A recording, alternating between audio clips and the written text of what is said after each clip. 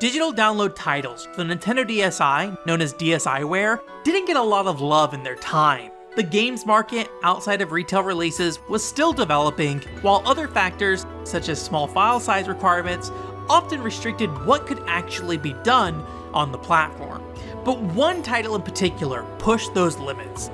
Nintendoji, a dungeon crawler with a striking presentation, a connection to many of Nintendo's franchises, in addition to deep gameplay mechanics. Yet it's almost never talked about. Why?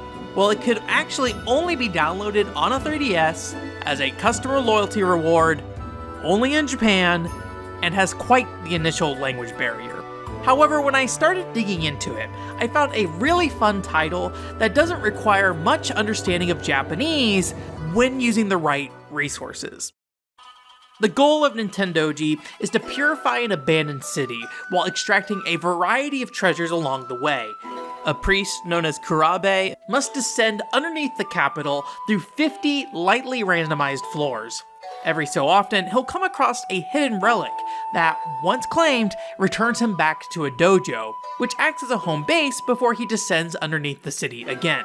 On the bottom screen, a map displays the area immediately around the character. However, he can't move freely, as he's surrounded by a thick miasma. To proceed, he has throwable talismans with numbers on them. Think of this like a hand of playing cards with specific values, since playing one lets him travel an exact distance, with an extra restriction that he's unable to cross over his own path in a single turn. The limited number of options means puzzling out how to land in safe spaces, as well as items of interest, sometimes requiring movement in unconventional ways.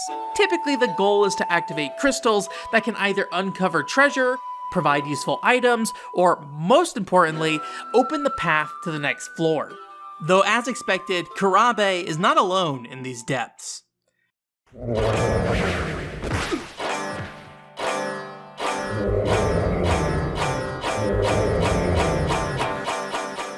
Within the dark miasma, shadowy spirits lurk about, often invisibly.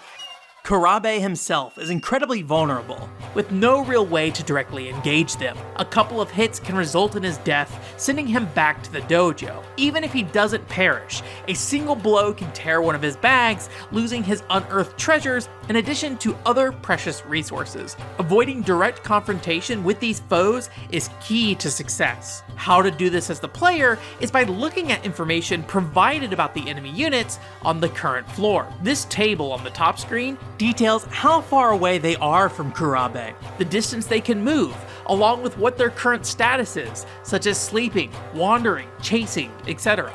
This information, in combination with the shape of the environment, maps out the monster's possible locations. Once you feel confident enough, you can either try to sneak by, or use a variety of elemental powers to overcome them. Talismans based off water, earth, wind, as well as fire elements are valuable assets for navigating these spirits. The four most common provide various special effects to how Kurabe moves through the environment. Water silences his footsteps, earth phases him through walls, wind launches him from one square to another, and fire turns him into a flaming ball that can penetrate foes. Beyond even these options, there's yet another layer of talismans that can displace or damage enemies, reveal map information, change the layout of the environment, destroy entire sections of the floor, plus much, much more. With over 40 types, there's a vast number of options. However, Kurabe rarely has access to most of them at once, with the number of tactics needing to be used depending on what's available to him. A lot of time is spent thinking about what's in your inventory while weighing the trade-off of using an item now rather than later. All RPGs have some level of resource management, but Kurabe is entirely reliant upon it. Even aside from what's currently in his inventory, he's often restricted by one of many other factors. Elemental mana are required to use certain talismans, or for movement, he can only act with the 5 options in his hand, which are pulled randomly from a finite pool. Because each has a pre-assigned value, or even mana cost associated with them, there's a good chance that you won't be able to fully navigate the environment in the way that you want. Failing to account for the different options you have available to you will lead to tense situations. Carelessness with enemies can result in having resources stolen or losing an entire section of your inventory. Not properly managing movement can leave Kurabe stranded. Being overzealous with one element can be a handicap later when certain skills are needed most. But playing too carefully and lingering on one floor will summon a large creature who will tear through the environment before killing Kurabe instantly.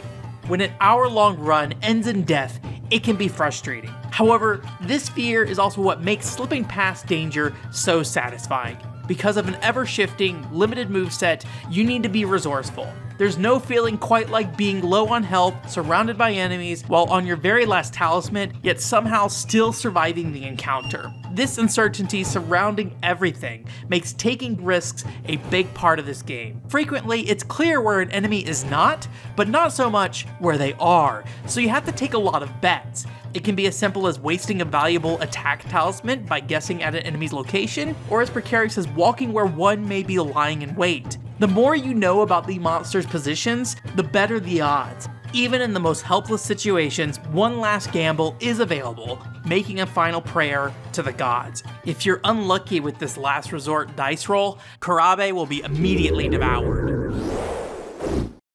Despite being a downloadable release on a service Nintendo rarely gave much love to, there's a ton of depth here. Now, being on DSiWare comes with a lot of limitations. The games had notoriously small file sizes. What's neat is how Nintendoji tackles them, by being very selective in what it shows the player. Something you may have already noticed is how very little changes visually. Most of the game, the camera is just rotating around a single room. But when actually playing it, so much of the focus is on the bottom screen. The top screen only really catches your attention during the quick snapshots of actions between your commands. The unchanging environments are connected by the fact that Kurabe fades into the darkness in one direction before reappearing on the other side. This transition hides that he isn't moving anywhere. On top of that, all the animations are disjointed. Almost everything is portrayed square by square, with few direct interactions between characters. Instead, the context of your commands, mixed with the vague environments, act as a cloak that link together the action. Something like using a flame movement talisman to burrow through an enemy who has cornered you, then running off to a safe distance where you screech to a halt feels really satisfying, despite the presentation being completely segmented. Since the entire game is built around this darkness, the limited view feeds into the distressing nature of the atmosphere. The fog blacks out all sight, while intense music ramps up as unseen enemies close in. Pairing that with the risk factors that come with getting hit creates an air of uneasiness. It visualizes that feeling of uncertainty that every action has, as Kurabe can never truly see what's ahead of him outside of the limited information on his map. Your reward for surviving? You can sell treasure for money to buy healing items, resources, and more inventory space, though providing offerings to the gods to enhance Kurabe's capabilities is where it's best spent. These make each descent easier with improved stats along with new perks. The ultimate goal here actually feels out of place. Despite having this foreboding atmosphere, various Nintendo memorabilia are here as relics to collect.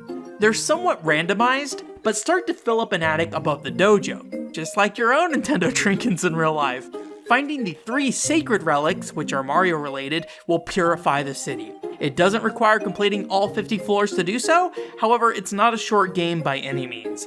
Now you may be asking, as an English speaker, how do I play some Nintendoji? Well, as of this video, there is no fan translation. That being said, what's most important is knowing what items do what. So I put together an item guide based off a machine-translated version of the Japanese wiki that I edited with my own personal experiences as reference. Filter options isolate talismans by element, purpose, cost, etc., making it a lot easier to dig through your inventory to find exactly what you need or the types of talismans you need depending on the scenario you find yourself in. Is it perfect? No, these are not real translations, but I found having it helps a lot.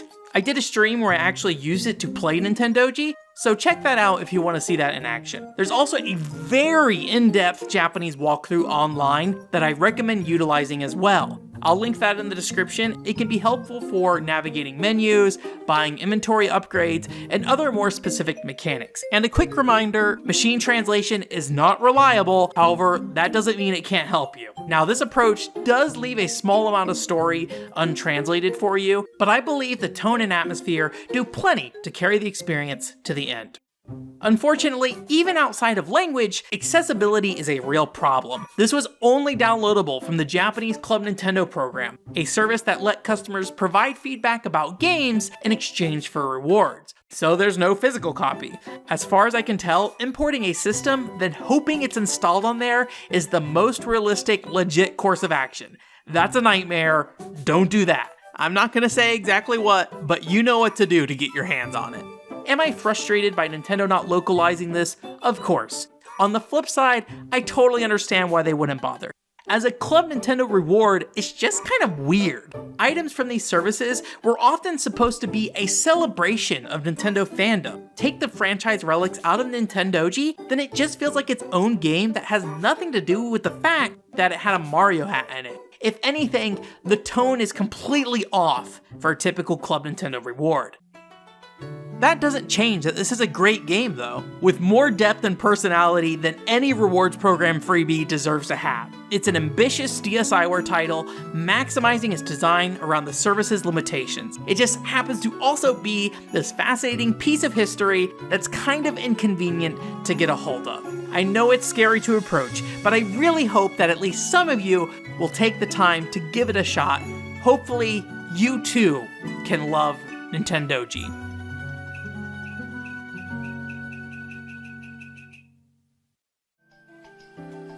If you liked this video, please consider sharing it. I have a really hard time getting any reach with my content, so I'd really appreciate it. For similar topics, check out my video on the Nintendo DS title, A Wizard of Oz Beyond the Yellow Brick Road, as well as a panel I did on playing Japanese games without knowing the language. One controller port has a focus on obscure and underappreciated games from a unique perspective. If you're interested, please subscribe and use the bell to set up notifications. Otherwise, thanks for watching.